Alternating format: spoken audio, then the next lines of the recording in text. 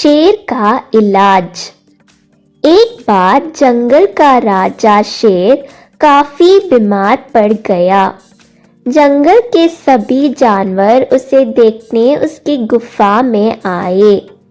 सिर्फ एक लोमड़ी नहीं आ पाई। भेड़िए ने इस बात का फायदा उठाया और शेर को लोमड़ी के खिलाफ भड़काना शुरू कर दिया। लोमड़ी को जब आसपास के जानवरों से यह बात पता लगी तो वह अगले दिन शेर के पास गई और गैरहाजिरी का कारण बताते हुए बोली, महाराज, मैं आपकी बीमारी की औषधि ढूंढने के लिए बहुत दूर चली गई थी और मैं उसमें सफल हो गई हूँ। उसने बात जारी रखते हुए कहा, आपको एक जीवित भेड़िए को जलाकर उसकी खाल से अपने पूरे शरीर को ढकना होगा। वह आपको गर्माहट देगी और उससे आप एकदम पहले की तरह स्वस्थ हो जाएंगे। जंगल में जिंदा भेड़िए को जलने का आदेश जारी कर दिया गया और इस प्रकार वह भेड़िया मृत्यु को प्राप्त हो गया। शिकार और दहेज। बादशाह अकबर को शिकार का बहुत शौक था। जब भी मन करता वह शिकार पर निकल जाते और कहीं जानवरों का शिकार कर अपना शौक पूरा किया करते थे। बीरबल को अकबर द्वारा निरीह प्राणियों की इस तरह हत्या करना उचित नहीं लगता था, लेकिन सेवक होने के नाते वह सीधे सीधे अकबर को कुछ कह नहीं पाता था। एक दिन अकबर जब शिकार पर निकले तो बीरबल को अपने साथ ले गए।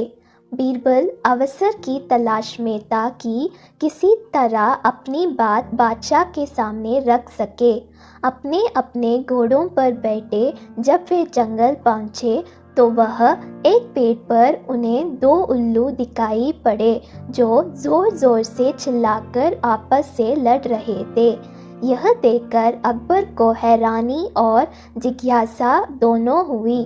उन्होंने बीरबल से पूछा, बीरबल, ये उल्लू क्या बात कर रहे हैं? क्यों ये इतनी जोर जोर से लड़ रहे हैं?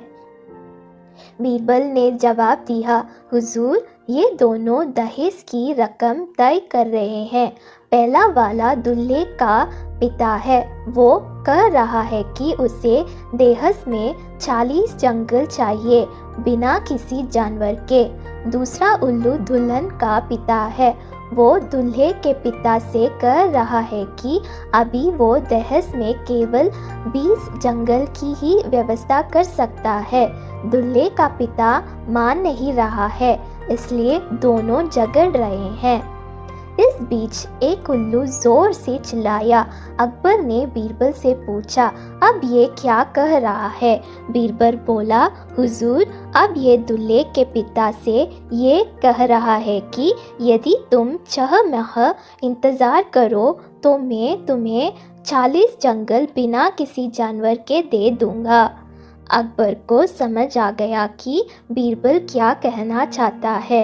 बीरबल अकबर को समझाना चाहता था कि इस तरह जानवरों का शिकार मत करो। अगर यूं ही जानवर मारे जाते रहे तो जंगलों में जानवर बचेगा ही नहीं। गंजा व्यक्ति और मक्की की कहानी। गर्मी के दिन थे। दोपहर के समय एक गंजा व्यक्ति कहीं से पैदल चला आ रहा था। वह थक चुका था, इसलिए एक पेड़ के नीचे आराम करने बैठ गया। वह पेड़ के नीचे बैठा सुस्त रहा था कि कहीं से एक मक्खी उड़ती हुई आई और उसके गंजे सिर पर भिनभिनाने लगी। उसने उसे भगाया तो वह उड़ गई, लेकिन कुछ देर बाद आकर फिर से भिनभिनाने लगी। गंजा व्यक्ति परेशान होने लगा और यह देख मक्खी को मज़ा आने लगा। अब वह बार बार उसके सिर पर बिनबिनाने लगी। मौका पाकर उसने उसे काट भी लिया। मक्खी की इस हरकत से गंजा व्यक्ति तंग आ गया और उसे मारने के लिए जोर से पंजा मारा। मक्खी उड़ गई और वह पंजा उसे अपने ही सिर पर जा लगा। कुछ देर बाद मक्खी फिर से आ गई और काटने लगी। इस बार फिर से गंजे व्यक्ति ने उसे पंजा मारा, लेकिन वह फिर उड़ गई और उसे पंजे का वार अपने ही सिर पर पड़ा। गंजा व्यक्ति समझ गया कि इस दुष्ट छोटी सी मक्खी पर वह जितना ध्यान देगा वह उसे उतना ही परेशान करेगी, इसलिए अगली बार जब वह आई तो उसने उसे उड़ाने या भगाने का कोई प्रयास नहीं किया। जब मक्खी ने देखा कि गंजा व्यक्ति पर उस पर कोई ध्यान नहीं दे रहा तो वह खुद ही उड़कर किसी और को सताने चली गई। सीख: दुष्ट तुच्छ शत्रु पर ध्यान देकर आप खुद का नुकसान करते हैं।